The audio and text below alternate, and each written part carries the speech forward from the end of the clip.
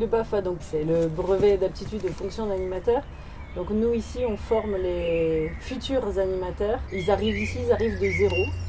Et ils ne savent pas du tout ce que c'est un animateur pour la plupart. C'est de la garderie, c'est de l'occupationnel.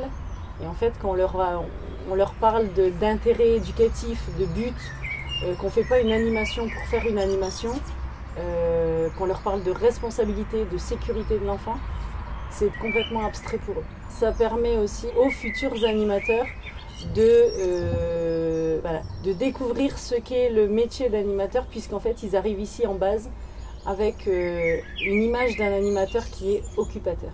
Tous les formateurs ont les mêmes choses à faire. Donc on a des modules à voir avec eux, donc comme la réglementation, connaissance du public, législation, sécurité, etc. Donc il y a des modules qui sont vus avec eux. On essaye de les présenter de façon ludique, qu'ils s'amusent aussi tout en retenant. Après, on leur demande de préparer des animations, des jeux, des grands jeux, préparer une séance de chant,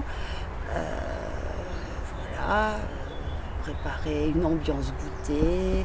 Il y a des choses qu'on fait dans toutes les formations.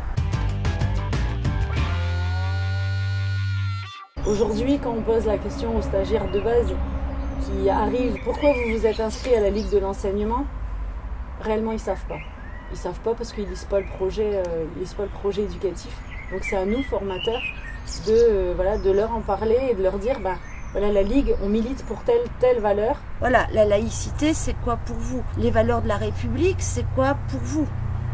Et comment est-ce qu'on peut les réinvestir dans les centres quand on est animateur auprès des enfants? Ça, c'est les valeurs pour en fait devenir un futur citoyen. Ils sont tous amenés à être un jour des citoyens, aussi bien les stagiaires de 17 ans qu'on a là, que les gamins qu'ils vont avoir dans leur centre. Alors comment est-ce qu'on vit dans une société? Alors voilà, et on essaye de réfléchir là-dessus.